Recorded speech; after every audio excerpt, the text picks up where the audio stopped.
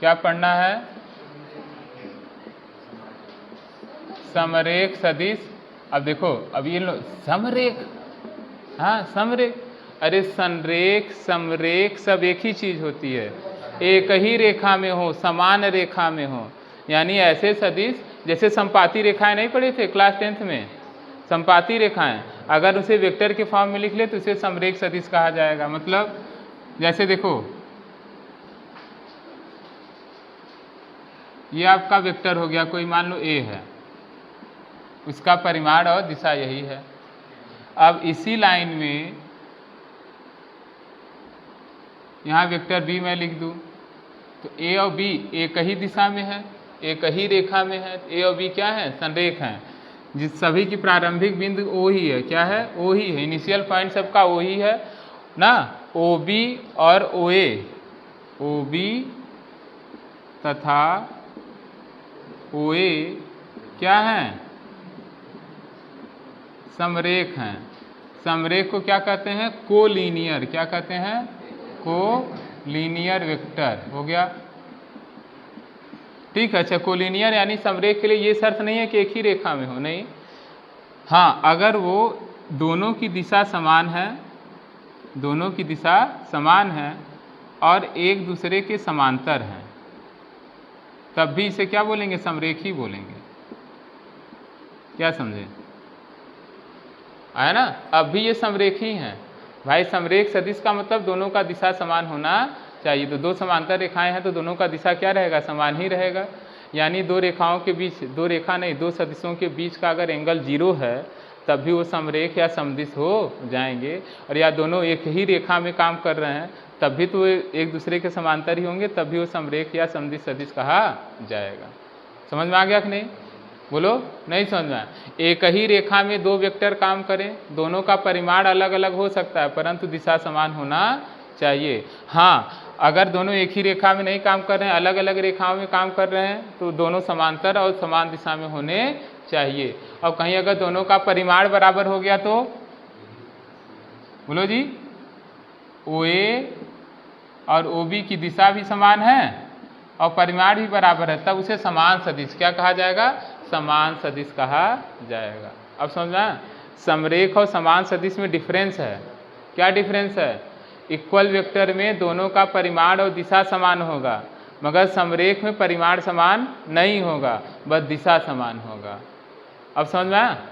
बोलो, नहीं समझ में आया? समरेख और समान सदिश में अंतर आया? समरेख मतलब ऐसे दो सदिश जो एक ही रेखा में काम करते हो तथा दोनों का परिमाण भिन्न भिन्न हो, या दो भिन्न भिन्न दिशाओं में, दो रेखाओं में कार्य करे, या दो भिन्न भिन्न दिशाओं में कार्य करे परंतु दोनों की दिशा क्या हो? समान हो। या दोनों सदिशों से निरूपित जो दिशा है या रेखा है वो उनके बीच का कोण क्या हो? 0 हो, तो उसे समरेख का सदिश कहा जाता है।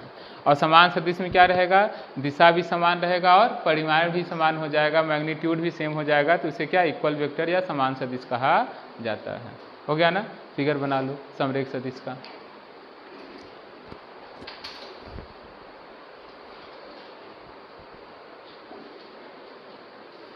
डिफरेंस है, क्या डिफरेंस है? समान सदिश में क्या था? परिमाण समान और दिशा समान। समान सदिश में क्या था? परिमाण समान और दिशा समान। मगर समरेख में कंडीशन क्या है? देखो फिगर से अगर आप समझेंगे तो ये दोनों समरेख हैं, ये दोनों भी समरेख हैं, और अगर एक वेक्टर इधर हो जाए और एक वेक्टर ये इधर हो जाए तब भी ये समरेख ही कहा जाएगा भाई। तब भी तो समांतर है। क्या इसके समांतर नहीं है? बशर्ते दिशा क्या है? विपरीत है, मगर समरेख तब भी कहा जाएगा। यानी दो वेक्टर ऐसे हों जो कि जिनके बीच का कोण 0 डिग्री हो या उनके बीच का कोण 180 डिग्री हो, तो इसे समरेख कहा जाता है। ठीक है। और अगर कहीं परिमाण समान हो गया, परिमाण समान दिशा समान, तो समान सदिश, परिमाण समान दिशा विपरीत, तो क्या कहा जाएगा? विपरीत सदिश या ऋणात्मक सदिश कहा जाता है। अब आप अगला लिखिए, यानी ये भी समरेख है, क्लियर है ना? ये भी समरेख है, ये भी समरेख है, मगर समरेख में इसे समान सदिश कहेंगे। ये भी समरेख है मगर इसे समान सदिश नहीं कहेंगे। आया ना? ये समान कहाँ है? परिमाण दोनों का अलग अलग है ना, तो समान कहाँ से हो जाएगा? ठीक है। यानी हर समरेख सदिश समान सदिश होगा नहीं, हर समान सदिश समरेख होगा, परंतु हर समरेख सदिश समान नहीं होगा। चलो आगे लिखो। अब लिखो समतलीय सदिश। क्या लिखोगे? समतलीय सदिश। अगला टॉपिक लिखिए समतलीय सदिश।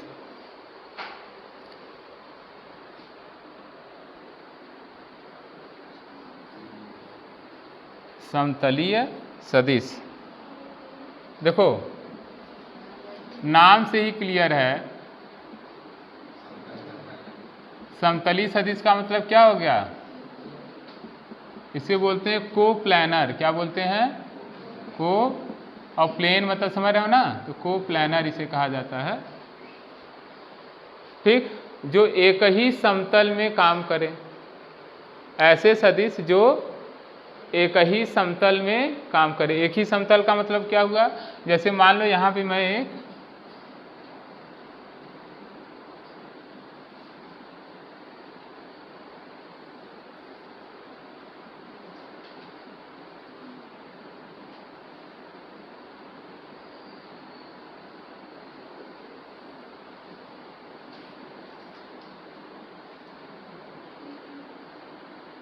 ये क्या बना दिया? घनाभ, क्यूबॉइड बन गया आपका।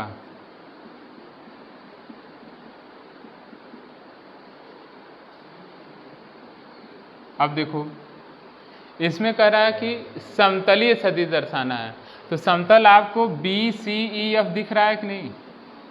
बी सी ई एफ एक समतल है, ए बी एफ जी एक समतल है, कई समतल हैं। अब ऐसे सदिश जो एक ही समतल में काम करें, बस एक ही समतल का मतलब कि जैसे मैं देखो बी सी ई एफ में एक ऐसे लाइन खींच दिया, एक ऐसे लाइन मतलब एक ऐसे वेक्टर दिखा दिया, एक इधर से ऐसे वेक्टर कर दिया, एक इधर से ऐसे कर दिया।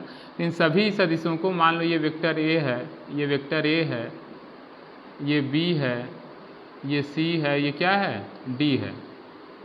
तो ए बी यानी vector A comma vector B comma vector C comma vector D, ये सब क्या है? समतलीय हैं, क्योंकि ये सभी इन सभी का परिमाण किसमें स्थित है? समतल बी सी ई एफ में क्या है? स्थित है।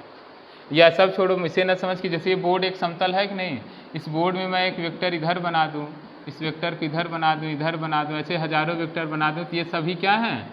समतलीय सदिश। क्योंकि इन सभी की जो क्रिया रेखा है या कह लो परिमाण वाली जो रेखा है वो समतल में स्थित है कि नहीं, तो इसे क्या कहा जाता है? समतलीय सदिश कहा जाता है। जैसे रूम हॉल में बैठे हो, बेंच लगा हुआ है, ये फर्श देख रहे हो, सब वेक्टर इसी फर्श में हो, मगर एक वेक्टर इस फर्श में है, एक वेक्टर इस वाले दीवार में है, तब उसे समतली नहीं कहा जाएगा, विषमतली। क्या कहा जाएगा? विषमतली सदिश कहा जाएगा। अभी 12th मैथ में आप पढ़ेंगे सदिश के प्रकार, वहाँ अच्छे से है, मैथ में आएगा ये टॉपिक, वहाँ अच्छे से इसमें न्यूमेरिकल वगैरह है, समतली से होना, विषमतली होना, वहाँ सब कंडीशन बताया जाएगा वेक्टर फॉर्म में। अभी तो आप मालूम फिजिक्स में ऐसे पढ़ ले रहे हो। समझ में आ गया? बोलो। तो समतली सदिश की परिभाषा क्या होगी? ऐसे सदिश जिनकी सभी क्रिया रेखाएं एक ही समतल में काम करें, उन्हें क्या कहा जाता है? समतलीय सदिश कहा जाता है ना। लिखिए ऐसे सदिश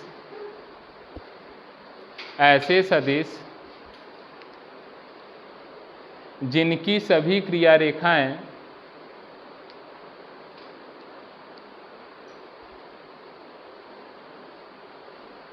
ऐसे सदिश जिनकी सभी क्रिया रेखाएं एक ही समतल में कार्य करती हैं, ऐसे सदिश जिनकी सभी क्रिया रेखाएं एक ही समतल में कार्य करती हैं, उसे समतलीय सदिश कहते हैं।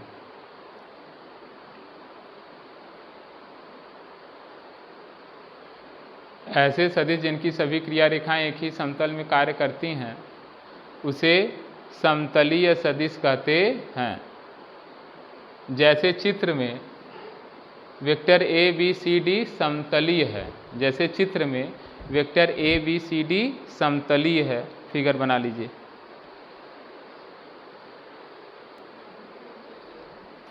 हाँ लिखिए अगला, सह आदिम सदिश। क्या पढ़ेंगे?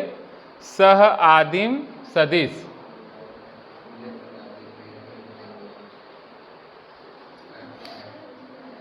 इसे कहते हैं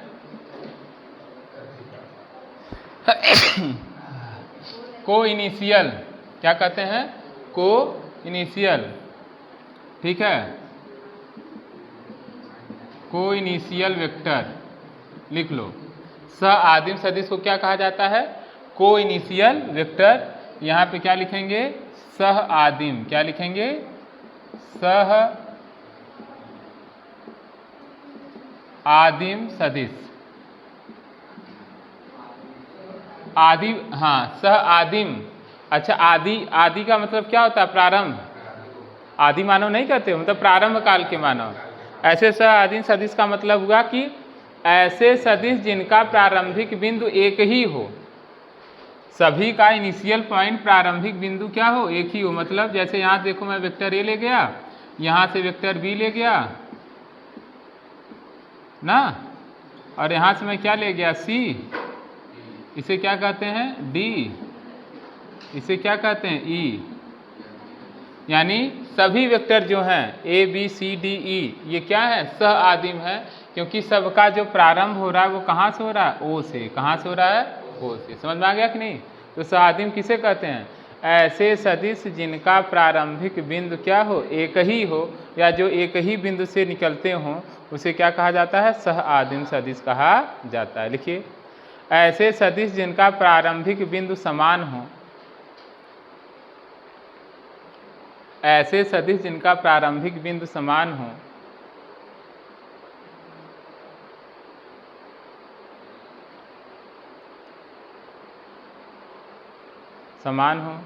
उसे सह आदिम सदिश कहते हैं।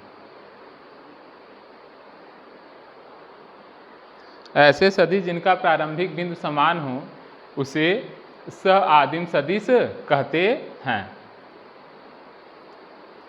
हो गया? यानी सबका प्रारंभिक बिंदु एक समान होना चाहिए। अच्छा, इसी चीज़ को अभी जैसे मैं क्या बनाया था? घनाभ या क्यूबॉइड बनाया था, वहाँ से भी समझ सकते हो। सह आदिम हो जाएगा यहाँ पर भी। कैसे? कोई एक कार्नर आप पकड़ लो, कोई एक कार्नर आप पकड़ लीजिए। जैसे यहाँ देखो, इस कार्नर से ना, तो यहाँ से तीन सदिश, एक मान लो इधर वेक्टर ए ले लिया, इधर की तरफ वेक्टर बी, और ऊपर की तरफ वेक्टर सी ले लिया।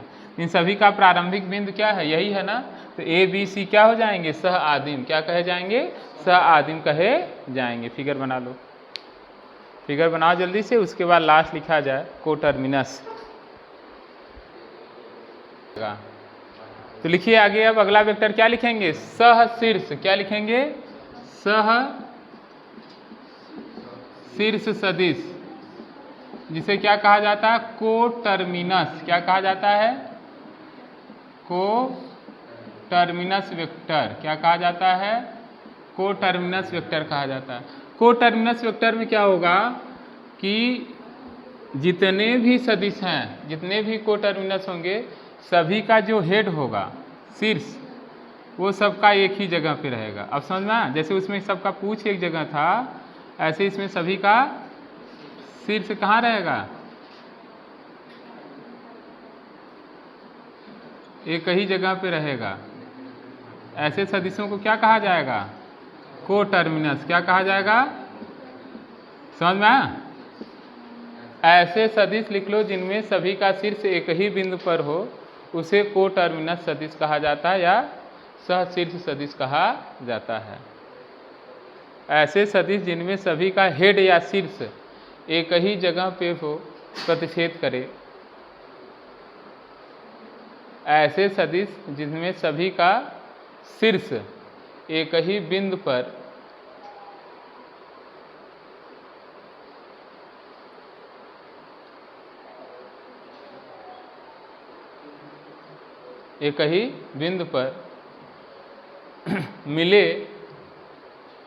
मिले या प्रतिच्छेद करे, उसे सहशीर्ष सदिश कहते हैं। उसे सहशीर्ष सदिश कहते हैं। हो गया? समझ में आया ना? जिनमें सभी का हेड एक ही जगह पे क्या करके मिल जाए, उसे क्या कहेंगे? सहशीर्ष, कोटर्मिनस। और जिनमें सभी का पूछ एक ही जगह पे मिलेगा, उसे सह आदिम, को इनिशियल कहा जाएगा। बना लो।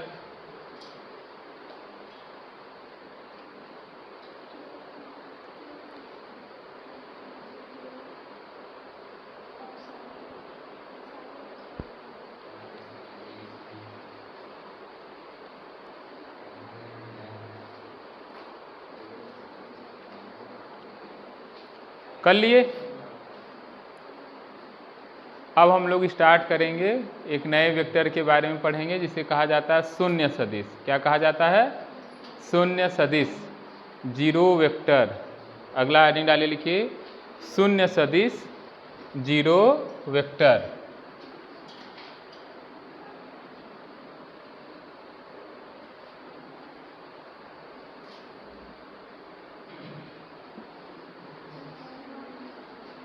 तो जीरो वेक्टर, अच्छा जीरो वेक्टर की हमें ज़रूरत क्यों पड़ी? जीरो वेक्टर क्या होता है? जितनी सदिश राशियां हैं वो कभी कभी जीरो हो जाती हैं कि नहीं? जैसे बल का मान क्या हो गया? जीरो, त्वरण का मान जीरो, वेग का मान जीरो, विस्थापन का मान जीरो, और ये सब सदिश राशि हैं। तो जीरो क्या होना चाहिए? वो भी सदिश होना चाहिए। तो जितनी भी भौतिक राशियां हैं या आप कह लो कि वेक्टर सदिश राशियां हैं, वो जब वो जीरो हो जाती हैं या शून्य हो जाती हैं तो उन्हें प्रदर्शित करने के लिए फिजिक्स में एक अलग ही वेक्टर को चुना गया जिसे क्या कहा जाता है? जीरो वेक्टर कहा जाता है या शून्य सदिश कहा जाता है। अब शून्य सदिश में क्या है? इसकी परिभाषा ये है कि ऐसा सदिश जिसका परिमाण शून्य हो, ऐसा सदिश जिसका परिमाण शून्य हो परंतु दिशा निश्चित हो। जिसका परिमाण शून्य हो परंतु दिशा निश्चित हो उसे शून्य सदिश कहा जाता है। आया ना? देखो जीरो वेक्टर को कैसे लिखेंगे? जैसे जैसे जीरो लिख लिया, इसके ऊपर ऐसे वेक्टर लगा दिया, ये शून्य सदिश हो गया। इसका परिमाण तो शून्य माना जाएगा परंतु दिशा निश्चित रहे, सदिश है तो दिशा रहेगा ना। आया कि नहीं? जैसे आपका वेग जीरो हो गया, वेग का मान जीरो, तो इसे कैसे लिखेंगे? अगर वेक्टर फॉर्म में लिखेंगे, त्वरण मान लीजिए क्या हो गया? शून्य। वेक्टर फॉर्म में क्या लिखेंगे इसे? फोर्स की वैल्यू जीरो हो गई, बल का मान जीरो हो गया, तो वेक्टर फॉर्म में सदिश रूप में ऐसे लिख लेंगे। आया ना समझे? बोलो। यानी जीरो लिख करके इसके ऊपर वेक्टर लगा देंगे तो क्या हो जाएगा? शून्य सदिश। क्या हो जाएगा? शून्य सदिश हो जाएगा। ऐसे सदिश को पढ़ते ही क्यों हैं? क्योंकि कभी कभी क्या होता है कि जो सदिश राशियां होती हैं उनका परिमाण शून्य हो जाता है। परिमाण शून्य होने के साथ क्या उसमें दिशा नहीं रहेगा? दिशा तो रहेगा ही ना। इसलिए हम क्या करते हैं? शून्य वेक्टर को पढ़ते हैं, आपको पढ़ाया जाएगा। ठीक है, तो लिखिए ऐसे सदिश जिनका परिमाण शून्य हो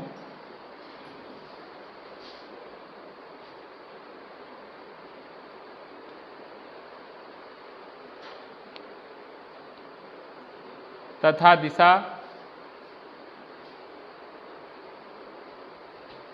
निश्चित हो।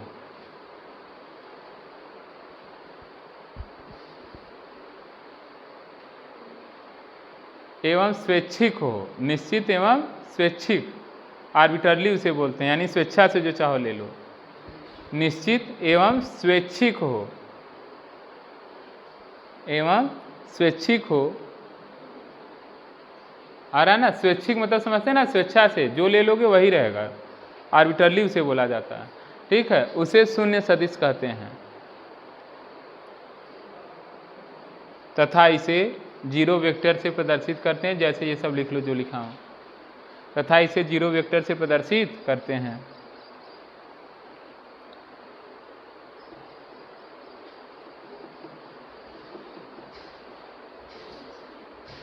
हाँ,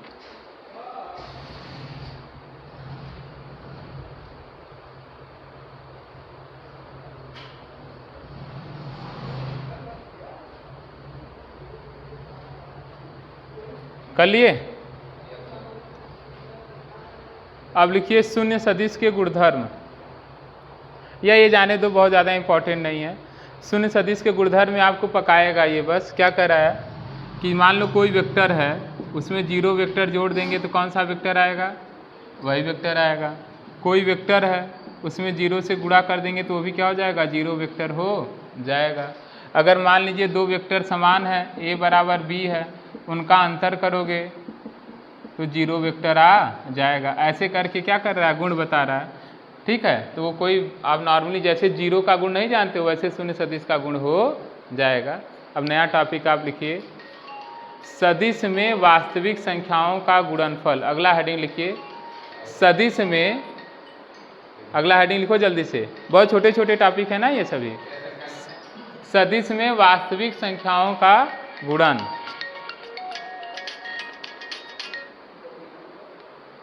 सदिश में वास्तविक संख्याओं का गुणन।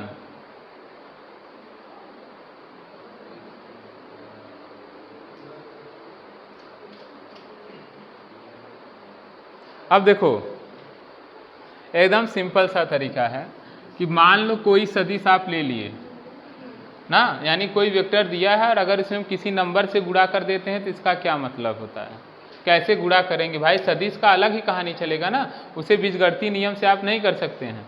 तो देखो जैसे मान लो एक वेक्टर मेरा क्या है 2i cap plus 3j cap plus 4k cap, यह हमेशा हम यही लेते हैं 2 3 4, ये आपका वेक्टर ए हो गया।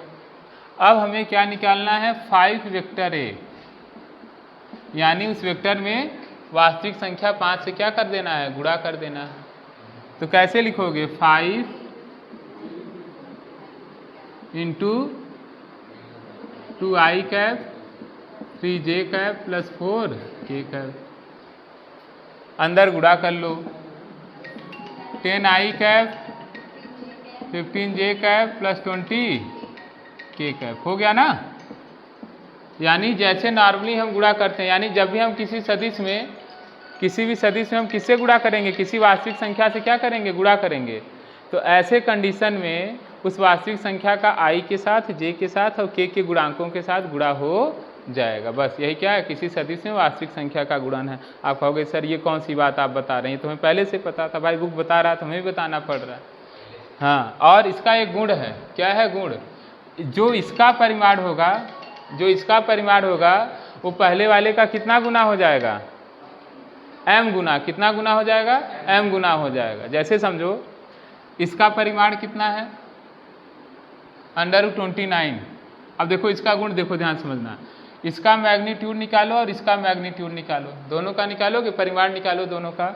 जैसे यहाँ देखो मॉड ऑफ वेक्टर ए निकालेंगे तो कितना हो जाएगा √ अरे 29 आता है यार, 16 9 25 4 29 हो गया ना। और मॉड ऑफ 5 वेक्टर ए करोगे, देख लो मैं बताया हूँ ना कि क्या बताएं,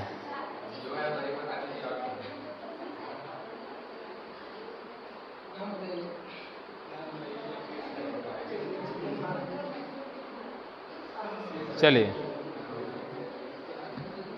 देखो 5 वेक्टर ए अगर निकालोगे, 5 वेक्टर ए अगर आप सॉल्व करते हो तो ऐसे कंडीशन में क्या हो जाएगा, सबसे पहले आप ये देखो 10 का स्क्वायर, फिर 15 का स्क्वायर, फिर 20 का स्क्वायर, कितना आ जाएगा 100 225 और कितना आएगा 625 725 ना, 725 आ गया। अब 725 का जब आप फैक्टर करके निकालोगे ना तो क्या आएगा, देखो यहाँ ध्यान समझना, देखो इधर 29 में 25 से गुणा करो तो करो, अरे 25 9 225, 5 22 हो गया, 25 दूना 50 और 22 कितना 72, 725 आ गया कि नहीं। यानी 725 को मैं क्या लिख सकता हूँ, 725 को 25 इंटू 29 लिख सकता हूँ। 25 का रूट कहाँ आ गया, बाहर, हो गया ना, हुआ कि नहीं। √29 क्या है, इसका मॉड है, देखो निकाले हो ना। इसका क्या मतलब हुआ कि अगर किसी सदिश में आप किसी वास्तविक संख्या से गुणा कर देंगे तो बनने वाले नए सदिश का जो परिमाण होगा पुराने वाले सदिश का कितना गुना, जितने से गुणा कर रहे हैं उतना, 5 गुना का है। 5 से करी हो तो 5 गुना, 10 से करोगी 10 गुना, 20 से करोगे 20 गुना, जितने से गुणा करेंगे उतना गुना हो जाएगा। अब इसे कैसे लिखा जाए शॉर्ट में, तो बुक में लिखता है कि यदि वेक्टर ए का मॉड ए है, क्या है ए, क्या है ए, और इसमें आप एक वास्तविक संख्या m से क्या कर दिए, गुणा कर दिए, वास्तविक संख्या a से गुणा कर दिए, तब इसका जो मापांक आएगा कितना आएगा 5a, क्या आएगा 5a आ जाएगा। बात समझ में आया कि नहीं, नहीं समझे कि समझ गए। जैसे वेक्टर, क्या नहीं समझे, क्या वाला, अरे m क्या, जैसे मैं 5 से गुणा किया था 5 गुना हो गया, ऐसे m से गुणा करेंगे तो कितना गुना हो जाएगा, m गुना हो जाएगा, और क्या आया ना। यानी किसी भी सदिश में अगर आपको किसी वास्तविक संख्या से गुणा करना है तो क्या करेंगे, नॉर्मली जैसे गुणा करते हैं ij के साथ गुणा कर देंगे। और अगर परिमाण चेक करेंगे तो जो पुराने वाले सदिश का परिमाण था, नए वाले सदिश का परिमाण पुराने वाले का उतना गुना हो जाएगा जितने से आप गुणा कर रहे हो। समझ में आ गया कि नहीं आया? आया ना? अब इस चीज़ को मैं 5 लेकर के प्रूफ कर रहा हूँ, अगर m लेके प्रूफ करना रहेगा तो क्या करोगे? बोलो भाई, 5 वाले से तो बाहर करके दिखा दिए।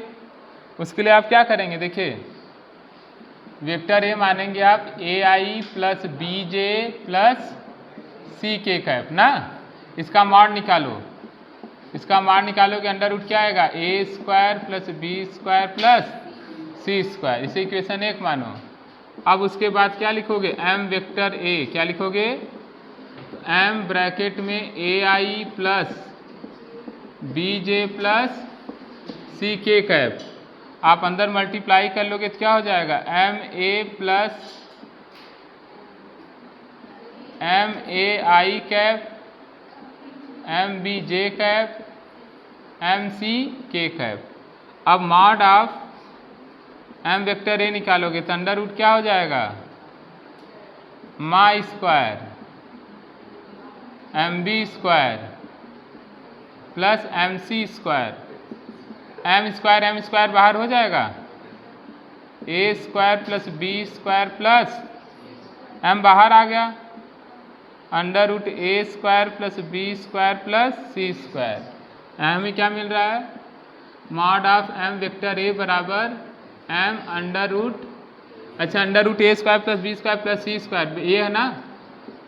बोलो, अब समझ में आया? ये प्रूफ हो गया। क्या हो गया? प्रूफ। क्या प्रूफ हुआ कि अगर हम किसी भी सदिश में किसी वास्तविक संख्या से गुणा कर देते हैं तो बनने वाले नए सदिश का जो मापांक होगा पुराने वाले सदिश के मापांक का m गुना हो जाएगा। अब समझ में आया कि नहीं? आ गया?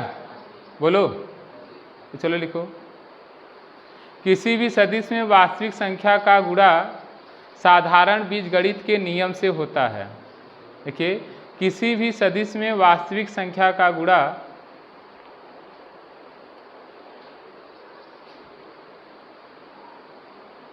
किसी भी सदिश में वास्तविक संख्या का गुणा साधारण बीजगणित के नियम से होता है।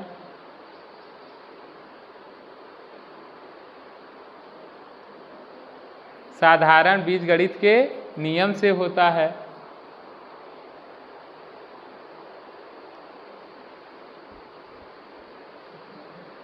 साधारण बीजगणित के नियम से होता है और बनने वाले नए सदिश का मापांक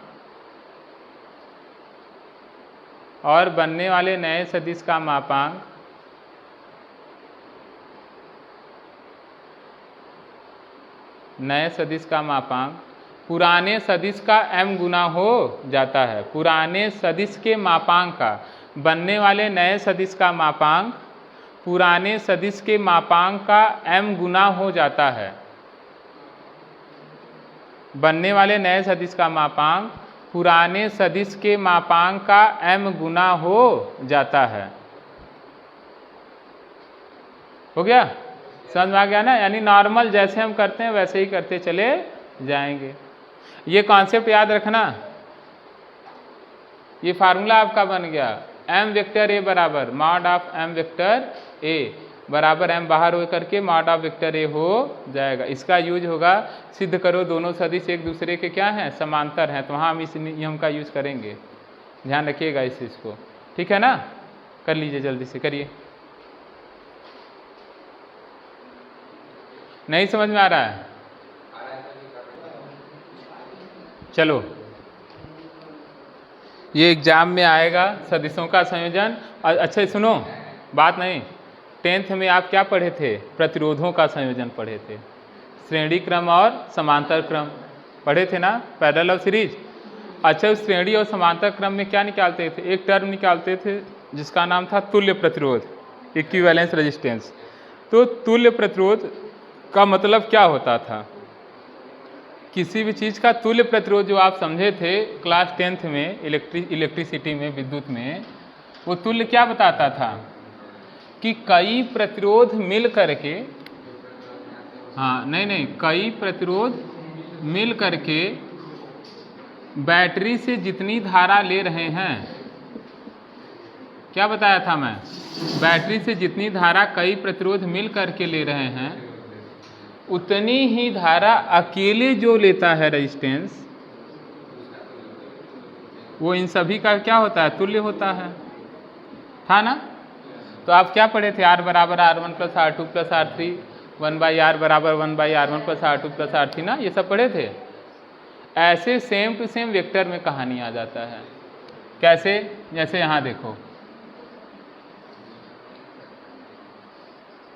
मान लो कोई पिंड है और उस पिंड पर क्या हो गया, बल लग रहा है, इस दिशा में 10 न्यूटन, इस दिशा में 5 न्यूटन, इस दिशा में 7 न्यूटन, इस दिशा में 8 न्यूटन, इधर 10 न्यूटन। अब तुमसे पूछा जाए बताओ उस पर कितना बल लग रहा है, तो क्या बताओगे। अब तुल्य की ज़रूरत पड़ी कि नहीं, यानी इन सभी को हटा करके एक ऐसा फोर्स बताओ जो अकेले वही उतना प्रभाव उत्पन्न करे जो ये चारों, 4 हैं 5, ये जो पांचों मिल करके कर रहे हैं।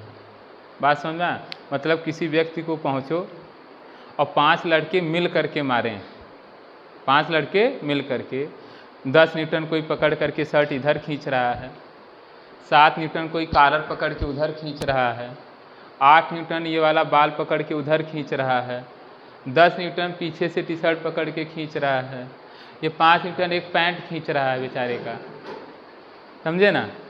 तो ऐसे कंडीशन में अब वो क्या बताएगा, ठीक है। और एक ऐसा आए जो जो अकेले उतना काम करे जो सब लोग मिल करके कर रहे हैं। नहीं, विकास नहीं, जैसे खली आ जाए और खली आ जाएंगे बड़े आराम से पकड़ करके बाल भी नोच लेंगे, मगर एक साथ तो नहीं कर पाएंगे, एक साथ तो नहीं भाई, एक ही जगह वो फोर्स लगाएंगे ना। अच्छा, एक ही जगह नहीं, ध्यान देना, ये परिभाषा ही नहीं है कि उतना काम हो, प्रभाव वही उत्पन्न हो जो पांचों मिलके कर रहे हैं वो अकेला कर दे। मतलब जब पांचों उसके साथ ऐसी जाति करेंगे तो बेचारा बहुत करेगा तो रोएगा, अगर छोटा बच्चा होगा तो रोएगा, और बड़ा बच्चा होगा तो गाली वगैरह देगा, जो भी करेगा यही करेगा ना। अब अकेला आ करके ऐसा कुछ भी है उसके साथ कर दे कि या तो वो जैसे पहले रो रहा था वैसे रोने लगे, या जैसे गाली फक्कड़ दे रहा था वैसे देने लगे, तो वो क्या है, उन सभी का तुल्य है, इक्विवेलेंस। बस सिंपल सी कहानी है, आया ना। तो यानी इसका डिफिनीशन क्या होगा कि यदि किसी पिंड पर एक साथ कई सदिश कार्य करें, बल आप नहीं कहोगे ना, वेग भी हो सकता है, त्वरण भी हो सकता है, विस्थापन, एक साथ कई सदिश कार्य कर रहे हैं, तो उन सभी सदिशों के तुल्य एक ऐसा सदिश जिसका प्रभाव वही हो जो सभी का मिल करके है, तो उसे उसका क्या कहा जाता है, तुल्य सदिश कहा जाता है। या इस क्रिया को जब आप सदिशों का तुल्य निकालना चालू कर दिए तो इसी को कहा जाता है सदिशों का संयोजन। क्या कहा जाता है, सदिशों का संयोजन, या कंपोजिशन ऑफ वेक्टर कहा जाता है। सदिशों के संयोजन की 3 विधियां हैं, एक त्रिभुज विधि है, एक समांतर चतुर्भुज विधि है, और एक बहुभुज विधि है, जिसमें से 1,00,000% फिक्स है समांतर चतुर्भुज पूछेगा। एग्जाम में कहेगा सदिशों के संयोजन के समांतर चतुर्भुज का नियम लिखिए, तो आप लिखेंगे नियम जो भी हम बताएंगे, ठीक है। फिर सदिशों के संयोजन के त्रिभुज का नियम, कौन सा, त्रिभुज का नियम लिखिए। फिर कहेगा सदिशों के संयोजन की बहुभुज विधि, कौन सी विधि, बहुभुज विधि। बात समझ में आ गया ना। अब आप मेथड पढ़ोगे, क्या पढ़ोगे, तरीके पढ़ोगे कि अगर मान लो किसी सदिश के ऊपर, किसी बॉडी के ऊपर 2 वेक्टर काम कर रहे हैं, 2 सदिश काम कर रहे हैं, उनका तुल्य कैसे निकालोगे। तो इसके लिए कौन सा नियम बना, त्रिभुज नियम। कौन सा नियम। फिर इसके बाद अगर 2 सदिश कार्य कर रहे हैं, त्रिभुज से आप नहीं लगाना चाहते हैं तो समांतर चतुर्भुज के नियम से लगाएंगे।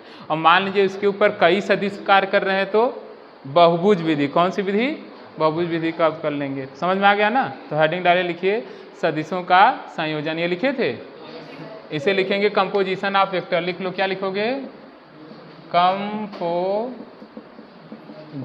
ऑफ वेक्टर, सदिशों का संयोजन, ठीक है। तो लिखो, यदि किसी पिंड पर, यदि किसी पिंड पर कल लिखवाएं क्या? चलो कल ही लिखवाएंगे। अब कल लिखवाएं और उसके बाद क्या करने दिखाएं आपको? 7:45 40-45 तक बस मेरा स्कूल खुल गया भाई। हाँ